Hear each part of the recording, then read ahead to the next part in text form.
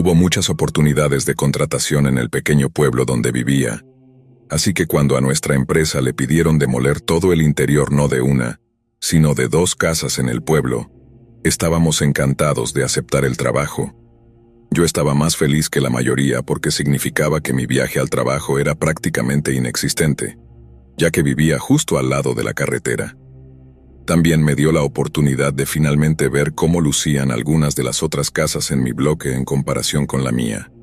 Sin embargo, el trabajo rápidamente pasó de ser lo que parecía una buena oportunidad a un espectáculo de horror casi tan pronto como comenzamos. Fue nuestro primer día en el sitio, y mi jefe y yo estábamos haciendo una inspección por nosotros mismos para poder establecer un buen plan de flujo. Mientras recorríamos el primer piso y nos dirigíamos al segundo, mi jefe me detuvo y me preguntó si había escuchado algo.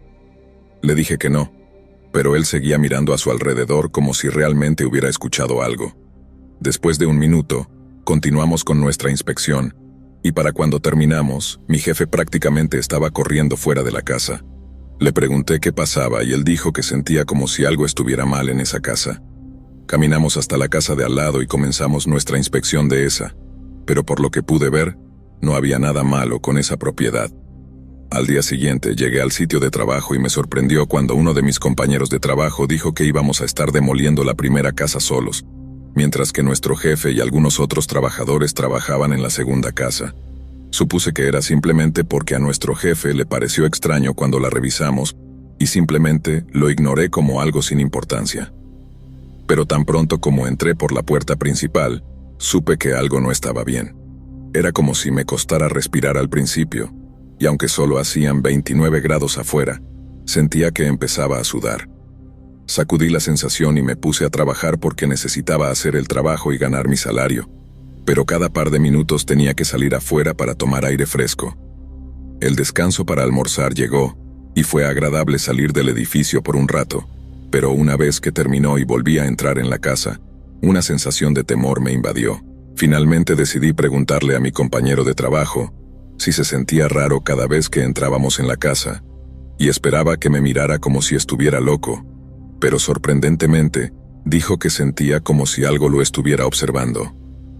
Hablamos 1 minuto sobre lo extraño que era que ambos sintiéramos que había algo mal con la casa, pero nuestra conversación se interrumpió cuando escuchamos un fuerte golpe arriba de nosotros. Ambos miramos hacia arriba, dándonos cuenta de que el ruido venía del segundo piso, y a regañadientes me ofrecí como voluntario para revisar. Subí las escaleras con mi masa como protección y lentamente me dirigí hacia la habitación que estaría justo encima de donde estábamos parados. Pero aparte de una mesita de noche polvorienta no había nada allí. Llamé diciendo que no había nadie allí, pero mientras miraba alrededor de la habitación, noté que había algunas escamas de pintura en el suelo cerca de una de las paredes. Miré hacia arriba y vi que en la pared había una pequeña abolladura, como si algo o alguien la hubiera golpeado. No puedo estar seguro de si ese fue el origen del ruido que escuchamos, pero en ese momento fue mi mejor suposición. Me acerqué a esa marca en la pared y mientras lo hacía, sentía que mi corazón empezaba a latir más rápido. Puse mi mano contra ella mientras mi compañero de trabajo entraba en la habitación, y ambos decidimos que podríamos igualmente derribar esa pared primero mientras estábamos allí.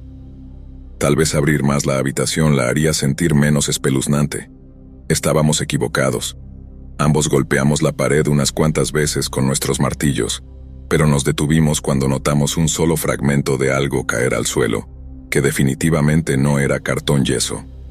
Me acerqué, y antes de tocarlo, mi compañero de trabajo gritó a todo pulmón, y prácticamente retrocedió señalando la pared. Me levanté y me quedé en shock al ver una pequeña porción de un esqueleto decrépito sentado en la pared. Los dos salimos corriendo de la casa lo más rápido que pudimos, y llamamos a nuestro jefe seguido de las autoridades y les explicamos lo que habíamos encontrado. La policía vino y revisó la casa antes de decirnos que no podíamos terminar de demolerla hasta que tuvieran todo resuelto. Después de hablar con mi jefe una semana después, dijo que los oficiales encontraron 5 cuerpos diferentes escondidos en las paredes de la casa, y él jura que fueron la causa de esa presencia espeluznante que todos sentimos.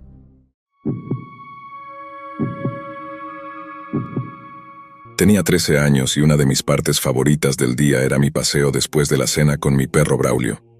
Por lo general, era muy divertido porque mis amigos Juan y Axel vendrían conmigo y todos pasaríamos el rato y correríamos un poco de la energía post-comida que siempre teníamos.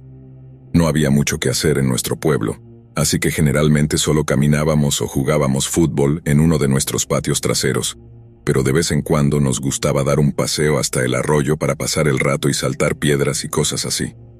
Lo único era que para llegar al arroyo, teníamos que atravesar un gran campo de maíz que pertenecía al pueblo. Nunca nos sentimos mal por atravesarlo para llegar al bosque, porque no era como si estuviéramos caminando en la propiedad de alguien más. Sin embargo, después de ese día, creo que todos decidimos de manera colectiva mantenernos alejados del campo. Estaba caminando por la carretera con Braulio, y cuando se detuvo a oler uno de los árboles a lo largo del lado de la carretera, Axel vino corriendo hacia mí y dijo que Juan ya estaba en el arroyo y que deberíamos encontrarnos con él allí. Le pregunté a Braulio si quería nadar esta noche, y su cola empezó a moverse locamente, estaba tan emocionado. Todos nos dirigimos hacia abajo por la carretera y hacia el campo de maíz. Normalmente, cuando podíamos atravesarlo, no teníamos problemas y Braulio fue el primero en correr. Pero por alguna razón, esta vez se detuvo justo en el borde. Lo miré, preguntándome si algo estaba mal, pero Axel no pareció notarlo y siguió caminando. Una vez que estuvo fuera de vista, pareció que Braulio se preocupó por él, y de inmediato comenzó a correr a través del campo tras él. Corrí detrás de mi amigo y mi perro, pero cuando me encontré en medio del campo de maíz sin nadie a mi alrededor, no pude evitar sentir que no estaba a salvo. Comencé a mirar a mi alrededor mientras llamaba a Braulio, y afortunadamente vino corriendo hacia mí. Fue entonces cuando escuché a Axel gritar mi nombre. Seguí el sonido de su voz y me encontré con él antes de que los dos y mi perro decidieran continuar lentamente atravesando el campo. Si tuviéramos teléfonos celulares en ese entonces, probablemente le habría enviado un mensaje de texto a Juan y le habría dicho que nos encontrara en mi casa, pero teníamos que encontrarlo y decirle nosotros mismos, así que no podíamos simplemente dar la vuelta. Agarré fuertemente la correa de Braulio mientras seguimos avanzando a través del campo de maíz, pero cada par de pasos que dábamos, mi perro se detenía y miraba hacia un lado. Al principio pensamos que no era nada, pero la tercera vez que sucedió, tanto Axel como yo lo escuchamos gruñir. Braulio nunca gruñía, así que supe que algo estaba mal. De repente, escuché el sonido de las mazorcas de maíz en la distancia moviéndose como si alguien estuviera caminando a través de ellas y hacia nosotros. Juan, Axel y yo llamamos, pero no hubo respuesta. El sonido de los movimientos de maíz comenzó a acelerarse como si la persona se estuviera moviendo más rápido. Fue entonces cuando decidimos que era más seguro salir del campo y luego pedir ayuda. Todos comenzamos a correr de regreso por donde vinimos, y Braulio siguió de cerca, pero a medida que nos movíamos, todavía podíamos escuchar el sonido de quién o lo que nos estaba persiguiendo. De repente mi perro se soltó de mí, y en ese momento no estaba sosteniendo su correa lo suficientemente fuerte, y se deslizó de mi mano. Llamé por él mientras seguía corriendo, pero para cuando salimos del campo no estaba en ninguna parte. Me di la vuelta y continué llamándolo, pero al principio todo lo que escuché como respuesta fue una serie de gruñidos y ladridos. «¡Braulio!», grité una vez más, y afortunadamente esta vez vino corriendo. Agarré su correa antes de que Axel y yo corriéramos a casa y le explicáramos lo que había pasado. Mi papá vino con nosotros para caminar por el campo para asegurarnos de que Juan estuviera bien, y una vez que lo encontramos junto al arroyo, dijo que pensaba que alguien lo había seguido. Todos caminamos de regreso hacia mi casa para tomar un postre, pero en el camino de regreso a través del campo de maíz, notamos algo extraño. Había un pequeño trozo de tela ensangrentada en el suelo, y cuando llegamos a casa mi mamá preguntó por qué Braulio tenía sangre en su pelaje.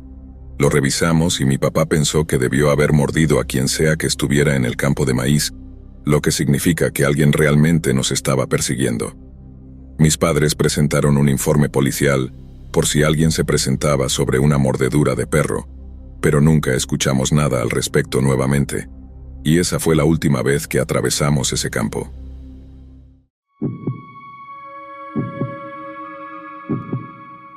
El centro de Nuevo México alberga un pequeño pueblo con un nombre bastante inusual. Originalmente llamado Hot Springs, El pueblo cambió su nombre en 1950, después de que un popular locutor de radio anunciara que transmitiría el episodio del 10º aniversario del programa desde el primer pueblo que se nombrara en honor a su programa de radio. Así que el 31 de marzo de 1950, Hot Springs cambió oficialmente su nombre a Truth or Consequences, y el episodio del 10º aniversario del programa se llevó a cabo allí la noche siguiente. Truth or Consequences, o T.or.C. como a veces se le llama, albergaba solo a 4.700 ciudadanos en ese entonces, y la población no ha aumentado significativamente desde entonces. Sin embargo, a partir de 1970, la población ha ido en aumento de manera constante. Sin embargo, entre los años 2000 y 2010, el pueblo experimentó su primer descenso poblacional en más de 40 años, con casi 1.000 personas mudándose a otro lugar. ¿Qué podría haber causado una caída tan drástica en la población? Bueno, podría tener algo que ver con un hombre llamado David Palmer Ruiz. Nacido el 6 de noviembre de 1939 en Bell, Nuevo México, David y su hermana mayor, Claudia, crecieron al cuidado de su abuelo paterno. Su padre era un alcohólico violento que a menudo visitaba a los niños bajo la influencia del alcohol. David recordaba una vez cuando su padre le dio el regalo de una revista para adultos que mostraba imágenes violentas. Naturalmente, David anhelaba la presencia de su ausente padre, y dado que la revista era uno de los pocos regalos que su padre le había dado, la apreciaba. El niño impresionable se fascinó con estas imágenes, y como cualquier niño de su edad, quería ser como su padre. La introducción de tales conceptos en la psicología de David fue devastadora para su desarrollo social, ya que encontraba imposible comunicar las ideas en su cabeza con sus compañeros de clase que asistían a la cercana Mountaineer High School. La torpeza social llevó a que David fuera intimidado por algunos de sus compañeros de clase, lo que exacerbó aún más sus problemas personales arraigados. Después de graduarse de la escuela secundaria, David se enlistó en el ejército de los Estados Unidos y trabajó como mecánico general en el Motor Pool antes de recibir una baja honorable. Durante este tiempo, David se casó y se divorció 4 veces, y aunque no está claro por qué ocurrió cada uno de estos divorcios, es evidente que tuvo grandes dificultades para mantener relaciones románticas. En los meses siguientes a su último y tal vez más desordenado divorcio, David Palmer Ruiz tuvo algo así como una crisis de mediana edad y gastó más de $100,000 en un proyecto especial que llegaría a llamar la caja de juguetes. La caja de juguetes era un remolque de camión semi-modificado con un exterior blanco simple, pero por dentro era todo menos simple. Ruiz había gastado una gran parte de esos $100,000 en insonorizar completamente el remolque, así como en hacer que fuera casi impenetrable e inescapable. Luego gastó otra cantidad considerable en una antigua silla de ginecólogo, del tipo que usan los médicos especiales para determinar el bienestar y la salud de los órganos reproductivos de una mujer. La silla venía completa con soportes para las piernas, adiciones que David modificó para que fueran más como restricciones de piernas. En una pared del remolque, David montó un estante de herramientas, adornándolo con una variedad de látigos, cadenas, poleas, correas, abrazaderas, cuchillas quirúrgicas, sierras e incluso grilletes diseñados para mantener las piernas de una persona separadas. David también equipó el remolque con una serie de dispositivos de tortura, incluido un generador portátil que usaba para la tortura con electrochoques y diagramas detallados que mostraban métodos y técnicas para infligir la máxima cantidad de dolor. Pero quizás lo más perturbador de todo sobre la caja de juguetes es el hecho de que David había convertido prácticamente todo el techo en un espejo gigante. No solo quería torturar y violar a sus víctimas durante horas, sino que también quería que pudieran verlo suceder. Desde 1957 hasta 1999, se dice que David Palmer Ruiz secuestró, torturó y mató a hasta 60 mujeres y niñas diferentes, casi todas ellas residentes del condado de Sierra en Nuevo México. Las cosas que les hizo son francamente innombrables, y se sospecha que muchas de sus víctimas simplemente fallecieron como resultado de la brutal tortura mucho antes de que Ruiz tuviera la intención de matarlas. Confesó haber soltado perros sobre sus víctimas, drogarlas con cócteles de sedantes y alucinógenos para aumentar su terror, y luego someterlas a días de dolor y violación. Cuando se aburría de su presa, David inyectaba a sus víctimas una combinación de pentotal sódico y fenobarbital. un cóctel amnésico diseñado para básicamente borrar sus recuerdos, y luego las llevaba a las montañas y las dejaba en el desierto antes de pasar a planear su próximo secuestro. Según David, hizo esto una y otra vez utilizando un modus operandi simple pero efectivo de visitar un bar cercano para drogar las bebidas de sus víctimas o hacerse pasar por un oficial de policía para arrestarlas falsamente. Esto funcionó una y otra vez. Y si su confesión es creíble, David Palmer Ruiz es probablemente el delincuente serial más prolífico en la historia de los Estados Unidos. Pero su reinado de terror se derrumbó cuando se encontró con una víctima que resultó ser mucho más resistente que la mayoría de las demás. Su nombre es Cynthia Vigil, y en marzo de 1999, Cynthia fue abordada por David en el estacionamiento del Blue Water Saloon en la cercana ciudad de Elephant Butte. No estoy insinuando nada sobre Cynthia o las elecciones de su pasado, pero es muy probable que ella haya dicho que sí cuando David le preguntó si dormiría con él por dinero, ya que no luchó ni se quejó cuando él anunció que era un oficial de policía encubierto y que estaba bajo arresto por solicitar ser una acompañante. David luego llevó a Cynthia al asiento trasero de su automóvil, donde ella debe haber asumido que él la llevaría a una comisaría de policía cercana. Entonces solo podemos imaginar su horror cuando se dio cuenta de que la estaban llevando a Truth or Consequences y a la caja de juguetes que estaba oculta a simple vista. Si Cynthia no comenzó a resistirse cuando vio el remolque, seguramente se asustó cuando puso sus ojos en los horrores que había dentro. Luego, ya sea usando algún tipo de sedante o por la fuerza bruta, Ruiz dejó inconsciente a Cynthia y comenzó a trabajar en atarla a la silla ginecológica modificada. Cuando Cynthia se despertó, escuchó el sonido de un grabador de cintas, reproduciendo un mensaje pregrabado. Era la voz de David Palmer Ruiz. «Hola, ¿estás cómoda ahora? Tengo tus muñecas y tobillos encadenados, amordazada, vendada, desorientada y asustada también, imagino. Perfectamente normal bajo las circunstancias. Pero por un tiempo al menos necesitas reunirte y escuchar esta cinta. Te voy a contar en detalle por qué te han secuestrado y qué te va a pasar. ¿Y cuánto tiempo estarás aquí?» El mensaje continuó, describiendo en detalle las horribles circunstancias en las que Cynthia se encontraba, cómo sería utilizada como esclava y sometida a torturas físicas y psicológicas. Ruiz incluso le explicó su método de hipnosis y lavado de cerebro para que no recordara nada de su experiencia después. Cynthia fue sometida a 3 días de tortura inimaginable antes de que, por un breve momento de descuido de su captor, tuviera la oportunidad de escapar. En un acto de valentía increíble, Cynthia logró liberarse y escapar, matando a una de sus captores en el proceso. Su valiente escape finalmente llevó al fin de la ola de terror de David Palmer Ruiz, y él y sus cómplices fueron arrestados y condenados. Sin embargo, su historia dejó cicatrices indelebles en las vidas de muchas personas, incluida Cynthia, quien nunca se recuperó por completo de su horrible experiencia.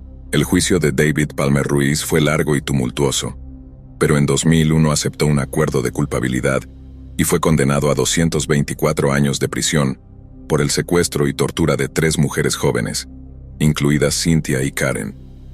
Jessica Ruiz, la hija de David, también fue juzgada por cargos de secuestro y finalmente condenada a 2 años y medio de prisión.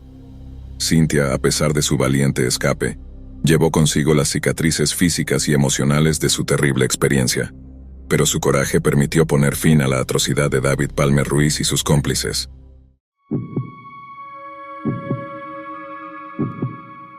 Cuando tenía 19 años, me mudé de Chiapas a Veracruz para estar con mi novio en ese momento. Pensaba en playas de arena blanca y la zona arqueológica del Tajín, pero en cambio obtuve los pantanos, los insectos y los caminos de tierra. Fue un gran shock para el sistema. Vivíamos en el pequeño y apestoso pueblo llamado Alvarado, justo afuera de Veracruz. Era muy pequeño, solo tenía un semáforo y 4 tiendas: Bodega Aurrerá, La Tiendita, Farmacias Guadalajara y Tacos El Paisa. De todos modos, conseguí un trabajo en el ahora extinto restaurante en el centro del pueblo, al lado de la tienda de comestibles, así que todo el mundo comía allí. Después de unos 3 meses trabajando allí, entré un día para comenzar mi turno cuando el gerente me llevó a su oficina. Extendidas sobre su escritorio había unas 30 o 40 cartas abiertas, todas dirigidas a mano a mí. ¿Conoces a esta persona?, me preguntó el gerente. Yo dije que no y él me dijo que leyera una, así que lo hice. Dentro había 2 cartas escritas a mano y un recorte de revista de una mujer con cabello rubio largo, igual que yo. Mientras el gerente me observaba con atención, leí la carta y salté mucho de un lado a otro en confusión, tratando desesperadamente de entender por qué estaba en la oficina del gerente. Por lo que leí, en su mayoría era alguien imaginando cómo sería pasar tiempo conmigo. Y muchas de las cosas eran de naturaleza sexual. Había descripciones y comentarios sobre mi cabello, lavándolo, oliéndolo y algo sobre la luz de la luna. Mi primer pensamiento fue, ¿me están despidiendo? Pero entonces mi gerente dijo, ¿conoces a Marcio Elrod? Yo dije que sí, creo que sí. Era un tipo alto y flaco con lentes gruesos y cabello rubio oscuro y crespo. Un cliente habitual que venía un par de veces por semana a comprar Coca-Cola Light y medicamentos para su mamá. Tenía unos 20 y pico de años y obviamente tenía problemas sociales o mentales. En raras ocasiones hacía pequeñas conversaciones mientras yo registraba alguna soda. 1 o 2 veces se quedaba en mi caja registradora o me miraba fijamente, pero pensé que solo estaba tratando de ajustar sus ojos o tenía malas señales sociales. Era inofensivo en comparación con algunas de las otras personas que había conocido en Veracruz, así que no le presté atención hasta ese día en la oficina del VIPS.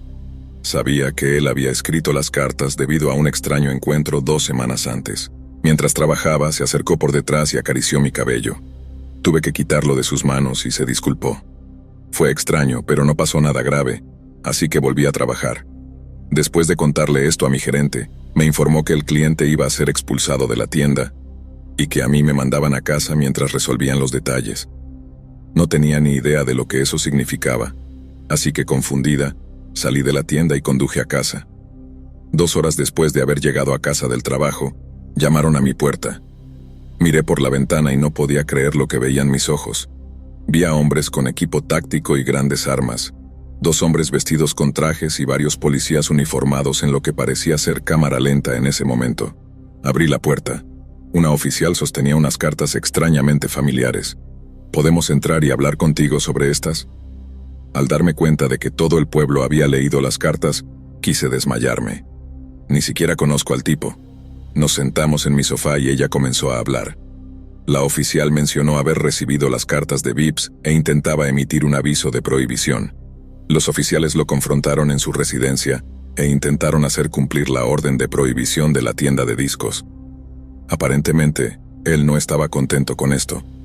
Insistió durante más de 45 minutos en que todo esto era un gran error y que yo quería hablar con él.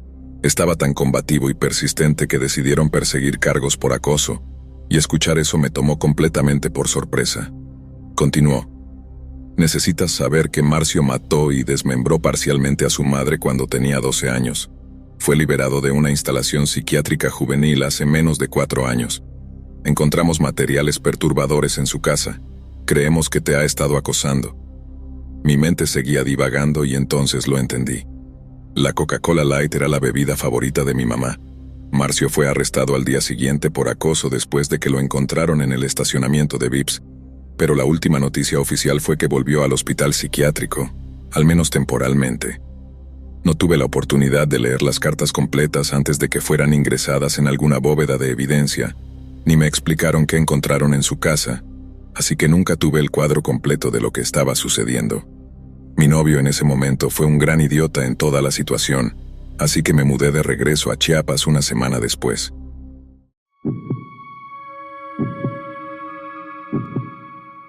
Mi familia posee una cabaña de troncos justo afuera de un pueblo llamado Pueblo Viejo en Chiapas, México. Es un poco como un legado familiar del que nos resistimos a deshacernos, ya que es de donde nuestra familia se origina, y creo que otra razón por la que no la hemos vendido es que hay una historia muy interesante adjunta a este lugar. Bueno, interesante para el observador neutral, pero debe haber sido bastante aterrador para mi abuela, quien fue la que realmente vivió esa experiencia. Es el verano de 1998, 2 años antes de que yo naciera, y mi abuela está en la cabaña sola. Mi abuelo falleció antes de que yo naciera, pero casi todos los veranos estaban juntos. Mis abuelos iban a esa cabaña y simplemente pasaban 2 semanas sin nadie más que las ardillas como compañía. Después de que mi abuelo falleció, ella continuó con la tradición como una forma de lidiar con el duelo. Y así es como se encontró allí sola en junio o julio de 1998. Ahora, ella no tenía televisión allí, pero tenía una vieja radio en la que solía escuchar sus viejas obras de radio en alguna estación ya desaparecida. La estación, como la mayoría de las demás, solía hacer pequeños cortes para los boletines de noticias, y un día escucha acerca de unas bombas que habían estallado en Georgia y Alabama. La policía tenía un sospechoso al que querían interrogar, pero se escapó y posiblemente se estaba escondiendo en las colinas de su estado natal, Chiapas. El tipo de las noticias luego da una breve descripción del sospechoso, que era, no sé, de estatura media, cabello oscuro, ojos claros, y dice que el nombre del tipo es Ernesto Rubertino. Mi abuela solía decir que el nombre se le quedó en la cabeza principalmente por la canción navideña sobre el reno, y se encontró tarareando la canción, aunque es mala suerte en medio del verano. De todos modos, pasan unas horas, el sol se pone y mi abuela está simplemente relajándose en la cabaña, haciendo lo que hacen las abuelas. Entonces, de repente, alguien llama a la puerta. Mi abuela no esperaba a nadie, y los únicos vecinos que tenía estaban como a unos 2 kilómetros de distancia, así que con comprensible aprensión, se levanta y camina hacia la puerta principal de la cabaña. Al abrirla, ve a un tipo de estatura media, usando una gorra de béisbol con ojos claros y bigote oscuro. Mi abuela, siendo el alma amable que era, le desea buenas noches y le pregunta qué puede hacer por él. «Buenas noches, señora», dice él. «Lamento molestarla, pero necesito pedirle un pequeño favor». Continúa pidiéndole a mi abuela si tiene algo de comida que pueda darle. Su historia era que también tenía una cabaña en la zona y había venido a visitar su propiedad solo porque salió después del trabajo y olvidó comprar alimentos para su cabaña. Terminó sin comida para la noche. La forma en que mi abuela lo cuenta es que el tipo fue tan malditamente educado con ella, que simplemente por instinto lo invitó a entrar sin realmente pensarlo mucho. Por lo general, mantenía su despensa surtida con todo tipo de alimentos secos y enlatados, así que siempre tenía algo que compartir, y ella dice que llenó la mochila de este tipo con carne seca y duraznos. Cuando lo mira y se detiene, dice: «No he captado tu nombre». A mi abuela le dijo: «Mi nombre es Benito, señora». «Benito», repitió ella. «¿Benito qué?» «Ruberto», respondió el tipo. «Ruberto», dijo mi abuela, que ese nombre sonaba a alarmas en su mente. No era exactamente Rubertino, pero estaba muy cerca, lo suficiente como para que sintiera una mala sensación en el fondo de su estómago. Teniendo en cuenta que esto fue mucho antes de los teléfonos celulares y que la cabaña ni siquiera tenía conexión telefónica, la forma más efectiva de comunicación externa que tenía mi abuela era una maldita pistola de bengalas. Y si su situación era tan mala como pensaba, una pistola de bengalas no iba a ser suficiente. Así que, en su lugar, mi abuela jugó a lo largo. Sabía que si simplemente se hacía la tonta, le daba algo de comida y lo dejaba seguir su camino, podía conducir al pueblo a primera hora de la mañana y contarle a la policía quién había pasado por la cabaña. Pero luego, cuando estaba a punto de pedirle educadamente que se fuera, él dice algo así como: «En realidad, tengo un pequeño favor que pedir. ¿Tienes algún lugar donde pueda descansar la cabeza esta noche?» Mi abuela siempre dijo que hubo como un momento de impasse, donde ella miró a Benito, vio la desesperación salvaje en sus ojos y trató lo mejor que pudo de mantener la calma mientras decía: «Lo siento, simplemente no tengo espacio para ceder». Entonces Benito mete la mano en su chaqueta, saca una pistola y dice algo así como: «Lo siento, esperaba que no dijeras eso». Luego señala la pistola y dice: «No me hagas usar esto». Y para aquellos de ustedes que no lo hayan descubierto aún, el tipo en su puerta no era Benito Ruberto ni el nombre falso que le había dado. El hombre en su cabaña era Ernesto Rubertino, el mismo terrorista de los Juegos Olímpicos. Mi abuela dijo que fue una de las experiencias más aterradoras de su vida, pero no por las razones que podrías pensar. Verás, ella decía que nunca tuvo miedo de morir. Tenía unos 75 años en ese momento, y creo que había resuelto las cosas con Dios mucho antes. En cambio, ella dijo que lo aterrador fue lo extrañamente normal que era este tipo. Incluso después de que se quitó la máscara metafórica, el tipo siguió siendo educado y cordial con mi abuela e incluso se ofreció a ayudar con las tareas y cosas así por la mañana. Obviamente, Ella le dijo que era más que capaz de cuidarse a sí misma y definitivamente no quería que la AFI pensara que estaba de acuerdo con que se quedara allí esa noche. Pero aún así, no era nada parecido al maníaco desquiciado que ella había imaginado después de escuchar el informe de noticias. Mi abuela solía decir que la única vez que realmente dio una pista de quién era o qué había hecho fue cuando dijeron la gracia antes de cenar. Nunca podía recordar exactamente qué dijo, solo que era algo sobre cómo los justos prevalecerán. Este era un tipo que acababa de intentar matar literalmente a cientos de personas en una serie de horribles ataques con bombas, así que puedo entender por qué escucharlo básicamente, refiriéndose a sí mismo como justo realmente la asustó. Oye, me asusta solo pensar en tener que cenar con él, no creo que podría dar un bocado. Así que puede que no te sorprenda escuchar que mi abuela apenas tocó su comida. Tampoco durmió mucho esa noche. Tomó la cama mientras que Ernesto aparentemente tomó el suelo y todo el tiempo esperaba escuchar de repente las aspas de un helicóptero cuando un foco montado en el chopper iluminara la casa como si fuera Broadway. Pero no. Ningún tipo de la AFI apareció y ella dice que finalmente se quedó dormida porque de repente era de día afuera y Ernesto no estaba por ningún lado.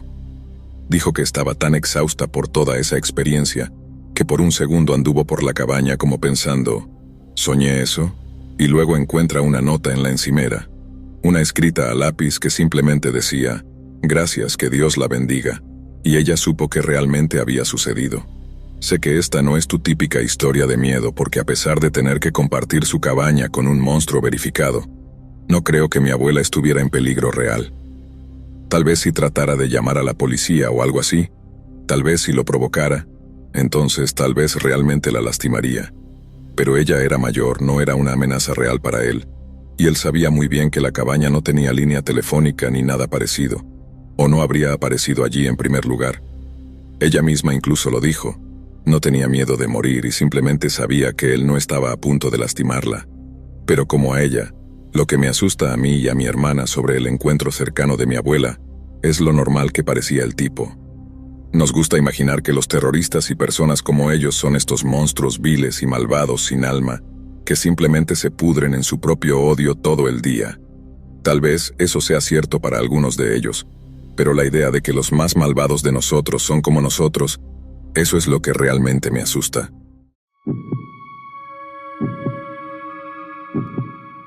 Crecí en este pueblo pequeño en México, y en los 18 años que viví allí solo ocurrieron dos cosas significativas. La primera, y quizás la mejor, es que nací. Sé que todos ustedes son muy bienvenidos, pero la segunda y tal vez la peor cosa que haya sucedido en nuestro pueblo fue cuando Kevin Mendoza incendió su garaje. O más bien, tal vez lo que Kevin hizo constituyó lo peor que nunca le sucedió a nuestro pueblo. Y si eso no tiene sentido, aguántame un momento. Todo quedará claro en el transcurso de los próximos párrafos.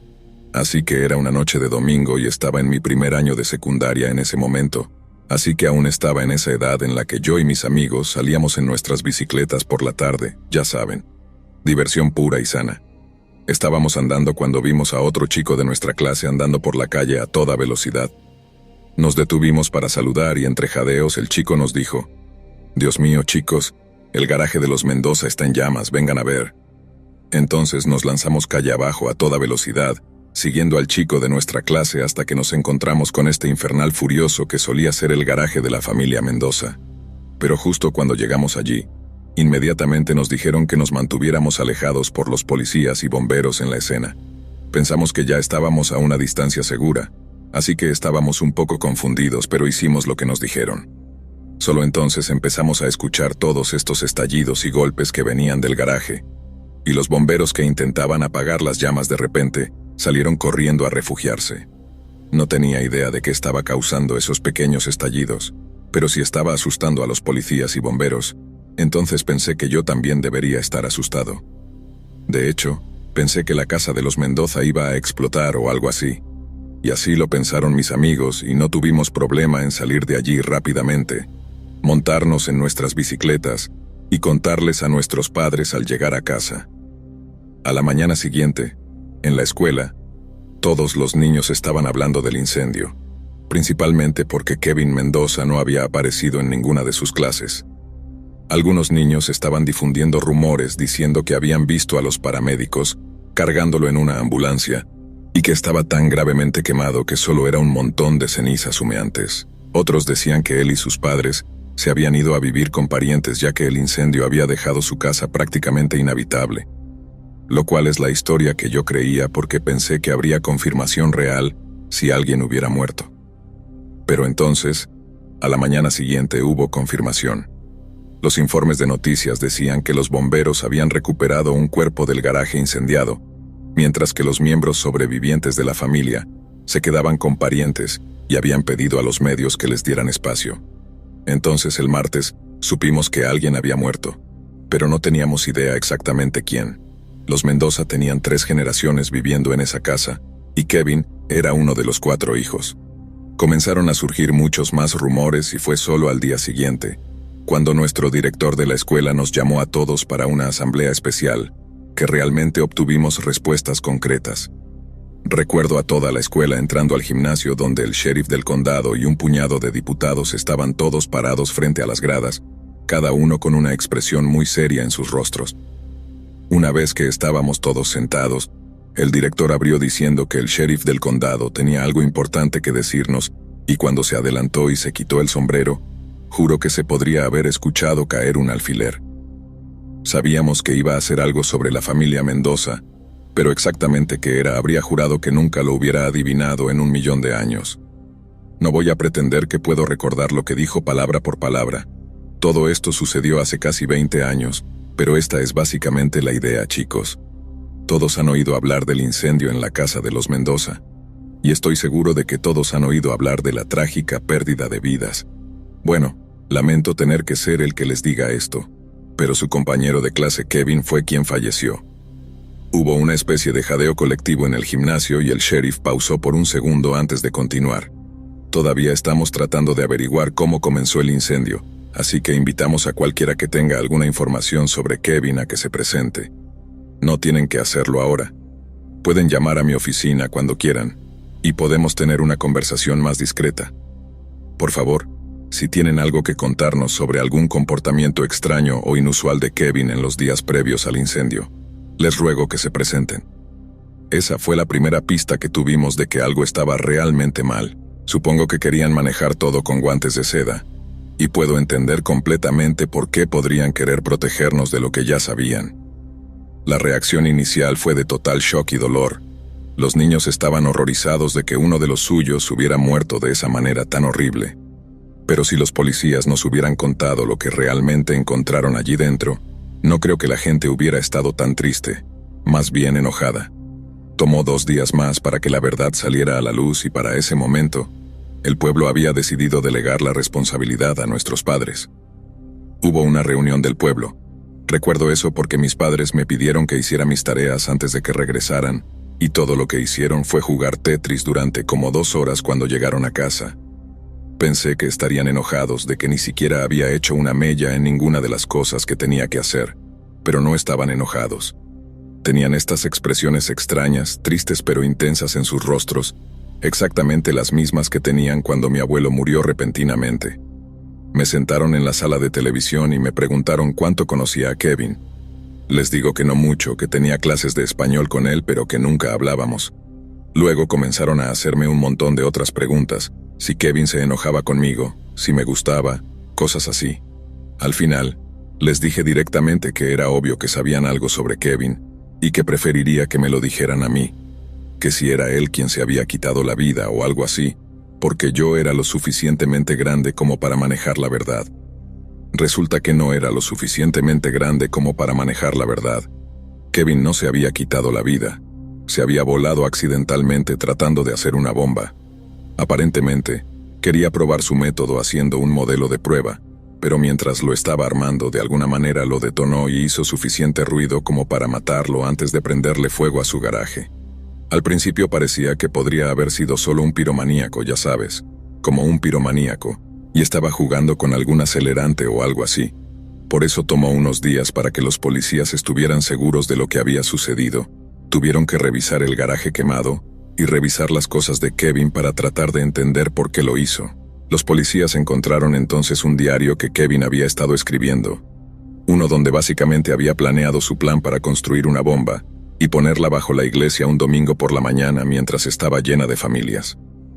Los policías no dirían exactamente de qué consistía el resto del diario, solo que era lectura altamente perturbadora y que había varias referencias a la masacre de Columbine del año anterior. Mamá estaba llorando al final de la charla y papá estaba más conmocionado de lo que lo había visto jamás. Ese chico quería matar a casi todo el pueblo, y déjenme decirles que si hubiera atacado a la iglesia alrededor del próximo servicio del Día de los Veteranos, habría matado al 90% de las personas en nuestro pueblo en una sola explosión ardiente. Y lo más consciente que obtuve de una explicación fue que el chico quería lastimar a la gente o que no estaba bien. Realmente nadie acosaba al chico o le daba problemas. Solo estaba loco, supongo. Pero también agradezco a Dios que no fuera más inteligente y que no le gustara investigar un poco más o tener un poco más de cuidado, porque si lo hubiera hecho, podría haber borrado nuestro pueblo entero del mapa.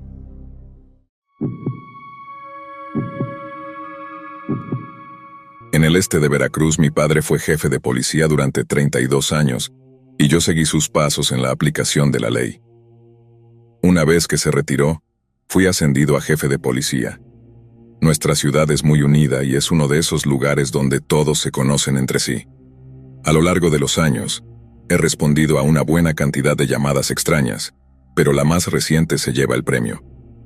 Alrededor de las 8:30 p.m., recibí una llamada de uno de mis hombres de que había recibido una llamada de una familia de la zona que estaba preocupada por su vecina. Su vecina era una mujer mayor llamada Elena, y nadie la había visto durante los últimos 7 días. Tuve la suerte de estar muy familiarizado con ella, porque era una de las personas más amables de la ciudad. En días festivos, a menudo horneaba cosas para mi familia y las entregaba, y era prácticamente querida por todos. Cuando escuché esta inquietante noticia, no dudé en subir al auto y encontrarme con mi ayudante. He hecho una buena cantidad de controles de bienestar, así que he aprendido a estar preparado para esperar cualquier cosa. A menudo, es solo una falsa alarma de algún tipo, como alguien de vacaciones, pero otras veces podría ser mucho más perturbador. Dado el hecho de que Elena tenía 76 años, traté de prepararme lo mejor posible para lo peor. Siempre me aseguro de enviar a 2 hombres, ya que cualquier cosa puede suceder. Llegué a la casa de Elena unos 10 minutos después. El auto del suboficial estaba estacionado en el lado del camino de tierra, así que me estacioné justo detrás de él. A primera vista fue evidente por qué nos llamaron. El pasto estaba crecido, el buzón estaba lleno y la casa se veía oscura desde el interior. Sin embargo, su Chevrolet Trailblazer azul estaba estacionado en el camino de entrada. Esto no era motivo inmediato de preocupación porque solo lo conduciría 1 o 2 veces por semana para comprar comestibles en la ciudad o, ocasionalmente, ir a un club de póker. Mientras comenzábamos a dirigirnos hacia el camino de entrada, los vecinos que llamaron salieron y hablaron con nosotros. Eran un esposo y una esposa a quienes cada uno conocíamos personalmente. Básicamente reiteraron todo lo que notamos al llegar, y les dijimos que volvieran adentro, indicando que les informaríamos una vez que lo revisáramos. Comencé golpeando la puerta varias veces, gritando, «Elena, ¿estás en casa?». Sin respuesta. Repetí esto varias veces, pero nadie respondió. Así que cada vez me preocupaba más. Sabía que Elena tenía familia al este, así que también había una posibilidad de que estuviera visitándolos. Intenté la puerta principal, pero estaba cerrada con llave, así que dejé a mi ayudante esperando en el frente mientras yo caminaba por detrás, para ver si había alguna puerta sin llave. No la sabía, pero una vez que estuve en el patio trasero, descubrí algo que inmediatamente levantó una bandera roja. Una de las ventanas traseras estaba rota. La ventana estaba bastante alta desde donde estaba parado, así que no pude ver bien dentro de la habitación. Intenté gritar de nuevo, «Elena, ¿estás ahí?». Sin respuesta una vez más. Saqué mi arma y volví corriendo alrededor de la casa para contarle a mi ayudante, y nos quedamos sin otra opción que forzar la entrada. Debido a los fragmentos de vidrio a lo largo del alféizar de la ventana, optamos por derribar la puerta principal. Después de darle unos buenos golpes, cedió y entré primero con mi pistola y linterna en mano. Continué gritando por ella, pero no hubo respuesta. Limpiamos la sala de estar, pero no había señales de ella. A medida que avanzábamos más en la casa, Noté un olor muy fuerte y mi corazón se hundió. Entré en la cocina donde el olor era más fuerte, y lo que encontré trajo un poco de alivio. Había una olla de cocción lenta en el fregadero con pollo crudo que definitivamente había estado afuera durante un tiempo. Me atraganté mientras me alejaba de ella, y continuamos buscando en la casa. Hasta ese momento, nada parecía fuera de lugar hasta que llegamos a la habitación con la ventana rota. La puerta estaba cerrada con llave, así que no tuvimos otra opción que derribarla también. Cuando intentamos abrir la puerta, no se movía. En su lugar, la puerta misma se hundió en el medio, pero aún no se abría. Finalmente llegamos al punto en el que estábamos arrojando nuestros cuerpos contra la puerta al mismo tiempo, y después de varios intentos más, la puerta finalmente se abrió, seguida instantáneamente por un fuerte estruendo al otro lado. Lo que vi cuando entré parecía sacado de una película de terror. Estaba mirando una habitación completamente saqueada. La cama estaba volteada, la ropa estaba por todo el suelo y un enorme estante de libros estaba volteado, lo que debe haber estado bloqueando la puerta cuando intentamos entrar. Estábamos mirando una escena del crimen. Observé detenidamente todo en la habitación para tratar de averiguar qué había pasado, pero solo pude llegar a una conclusión espeluznante. Parecía que el estante de libros se había empujado frente a la puerta de la habitación para formar una barricada, pero aparte de eso, solo podía adivinar. Terminamos de buscar en el resto de la casa, pero no había señales de Elena ni de nada más. Llamé a los forenses y los hice venir de inmediato, pero toda la casa estaba limpia. No había huellas dactilares excepto las de Elena. Todas las puertas que conducían fuera de la casa estaban cerradas con llave, así que era evidente que alguien había entrado por la ventana, donde Elena de alguna manera logró hacer eso ella misma, y salió por la ventana en pánico. De cualquier manera, definitivamente sucedió algo en su casa, pero ninguno de nosotros sabe qué. No puedo imaginar que alguien alguna vez haya tenido un problema con Elena, dado que ha sido una de las personas más amables y atentas que esta ciudad haya tenido. No hemos recibido ninguna pista, y su familia quedó sorprendida al escuchar la noticia. Aunque las cosas no pintan bien, todavía estoy tratando de mantener la esperanza. Quizás escuchemos de ella pronto y descubriremos qué pasó. Pero mientras tanto, solo espero que haya escapado de lo que sea que haya sido.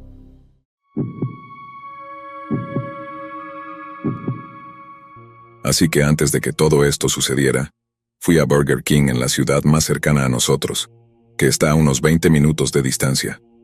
Después de eso, decidí ir a casa de mi abuela en lugar de ir directamente a casa. Para ponerlo en contexto, ella vive al final de un largo camino de tierra al que hay que desviarse por un camino de tierra de medio kilómetro, solo para llegar a su casa. Llegué allí alrededor de las 9 p.m. y entré a visitar a mi abuela y a mi hermano que vive con ella. Había estado haciendo esto con frecuencia desde que mi abuelo falleció, así que al menos podía hacerle compañía. Mi hermano y yo sacamos al perro de mi abuela a hacer pipí alrededor de las 10:30 p.m., y simplemente nos sentamos afuera escuchando música y hablando por un rato. En ese momento estaba empezando a tener frío porque, después de todo, esto era el este de Yucatán, así que no estaba acostumbrado a que la temperatura bajara hasta los 5 grados por la noche, así que estaba listo para entrar. De repente, noté algo moviéndose en el rabillo del ojo cerca del gran cobertizo de metal que está a unos cientos de metros de la casa. Sin embargo, no le presté mucha atención porque no es raro que los ciervos o los mapaches husmeen por el patio. Y además, el perro de mi abuela no estaba ladrando, así que pensé que podría haber sido solo una ilusión óptica. Finalmente volvimos adentro y mi abuela se fue a dormir alrededor de las 11 p.m., así que mi hermano y yo nos quedamos despiertos y jugamos videojuegos por un rato. Alrededor de las 2:30 a.m., estaba muy cansado y listo para irme a casa, así que le pedí a mi hermano que me acompañara hasta la puerta y se asegurara de que llegara a mi auto, porque siempre soy muy paranoico, especialmente por la noche. Él bromeó y dijo que apagaría la luz y me cerraría la puerta con llave. Y me asusté y le rogué que me acompañara al auto, a lo que finalmente accedió. Me subí a mi auto e inmediatamente cerré las puertas, y vi las luces del porche apagarse mientras conducía de regreso por el camino de tierra. Llegué a casa en 10 minutos y me preparé un poco de helado antes de sentarme y ponerme YouTube. Otros 15 minutos pasaron cuando recibí una llamada de FaceTime de mi hermano, a la que respondí casi de inmediato. Pude notar que estaba asustado por algo, pero no dijo nada de inmediato, así que le pregunté qué pasaba. Lo siguiente es mi mejor intento de parafrasear lo que me dijo mi hermano. Dijo que después de que me fui, volvió a salir afuera para escuchar música y sentarse en el porche. Tenía la música de su teléfono bastante alta, lo que normalmente disfrazaría cualquier ruido de animales que viniera de los bosques cercanos. Después de unos minutos escuchando música, dijo que escuchó lo que pensó que eran sonidos de metal golpeando. Así que pausó rápidamente la música y escuchó para ver si podía escuchar el sonido nuevamente. Se levantó y miró hacia el cobertizo de botes, que está al lado del cobertizo a unos cientos de metros de donde estaba parado. Dijo que vio una luz tenue brillando alrededor del cobertizo de botes, pero luego se apagó rápidamente. En este punto estaba asustado, así que volvió rápidamente adentro de la casa y cerró la puerta con llave. Dijo que corrió a su habitación en la parte trasera de la casa, sin pensar en despertar a nuestra abuela, y agarró su revólver. Rápidamente volvió afuera y vio la luz de la linterna moverse y luego apagarse rápidamente tan pronto como la notó. Caminó hasta el borde del porche de concreto y miró hacia el cobertizo de botes con el revólver a su lado. Lo único que iluminaba el cobertizo de botes era la débil luz que venía de la casa. Dijo que intentó reunir la voz más intimidante que pudo y dijo: ¿Quién diablos está ahí? Una y otra vez. Dijo que casi se orina en los pantalones cuando una figura alta y delgada emergió lentamente del cobertizo de botes con una linterna en la mano. Aunque mi hermano no pudo ver características distintivas sobre la persona, definitivamente pudo decir que era un hombre mayor y que no era nadie que conociéramos. Especialmente no alguien que debería estar en nuestro cobertizo de botes a las 3 a.m. Levantó el revólver para apuntar al hombre y volvió a gritar: ¿Quién diablos eres tú? El hombre seguía en silencio y comenzó a caminar lentamente hacia él. Mi hermano retrocedió el martillo del revólver y dio una última advertencia verbal al hombre: «Te juro que te dispararé. ¿Quién eres tú y por qué estás aquí?» El hombre levantó rápidamente las manos y dijo: «Espera, cálmate, hombre», con una voz espeluznante mientras seguía caminando hacia mi hermano. Mi hermano disparó un solo tiro justo encima de la cabeza del hombre, a lo que finalmente tomó como su señal de que mi hermano iba en serio. El hombre salió apresuradamente a pie de regreso por el camino de entrada, y mi hermano gritó: «La próxima vez no fallaré». Mi hermano luego corrió rápidamente adentro para despertar a mi abuela, que milagrosamente había dormido durante toda la conmoción. Ella no parecía lo suficientemente preocupada como para llamar realmente a la policía, pero por supuesto, después de escuchar todo esto, lo único en lo que podía pensar era cuáles eran las verdaderas intenciones de ese hombre. ¿Era solo un drogadicto husmeando para robar algunas herramientas por dinero? ¿O eran sus intenciones mucho más siniestras? Otra pregunta que me atormenta sobre toda la situación es cuántas veces ha sucedido esto después de que mi abuela y mi hermano se fueron a la cama y simplemente no lo sabíamos, y nos estaba observando toda la noche. Luego pensé en lo que podría haber pasado si mi hermano realmente hubiera apagado las luces y cerrado las puertas detrás de mí cuando me fui.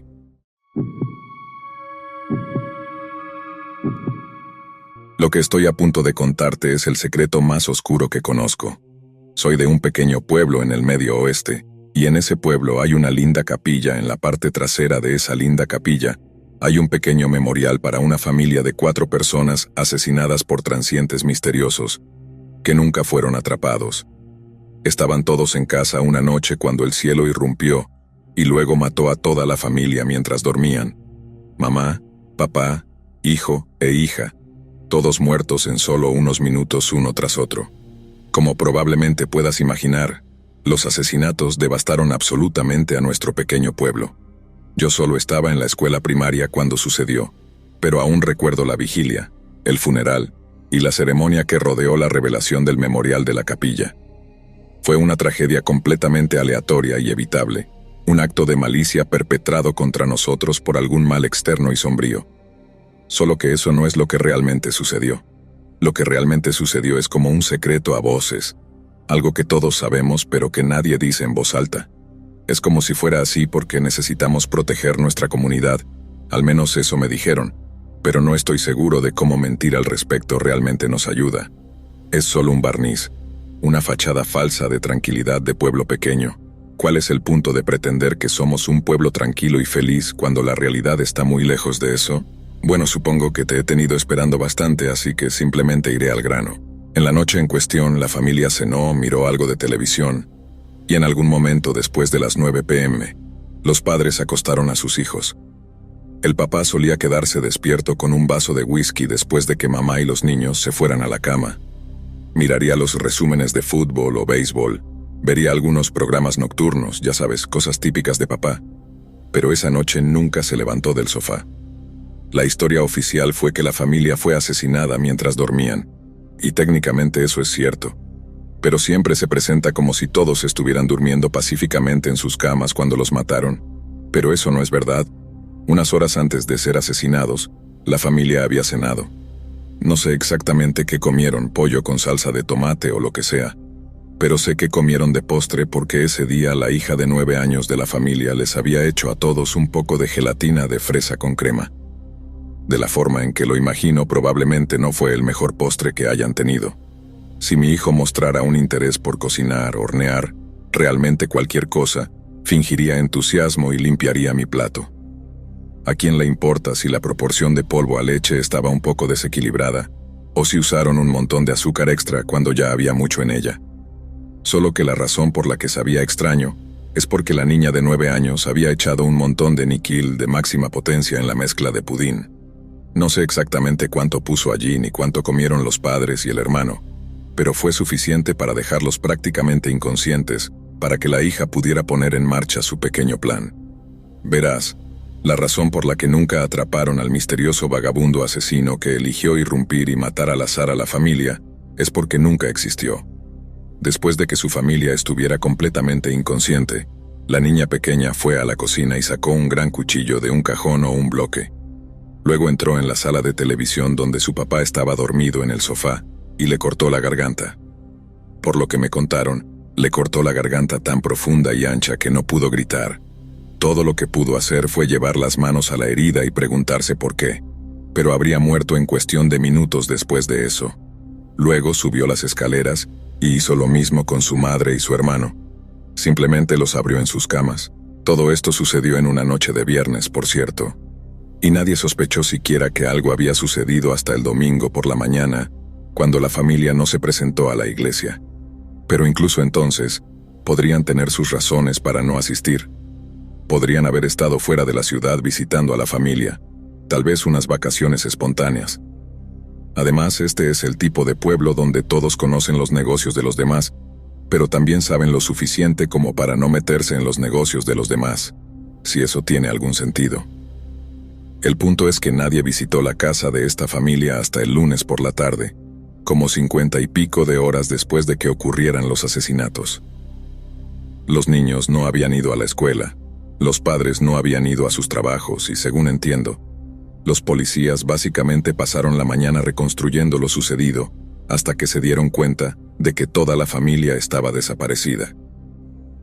Obviamente el primer lugar para revisar era la casa misma, así que un par de diputados del sheriff se acercaron a ver cómo estaban.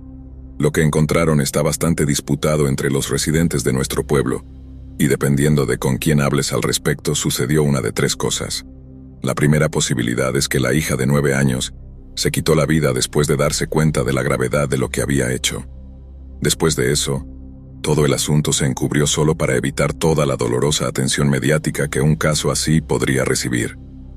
Esa es la explicación más simple, y sé que la navaja de Occam nos dice que esa es la que deberíamos creer, pero no es lo que creo que sucedió. Entiendo por qué la gente podría querer encubrirlo.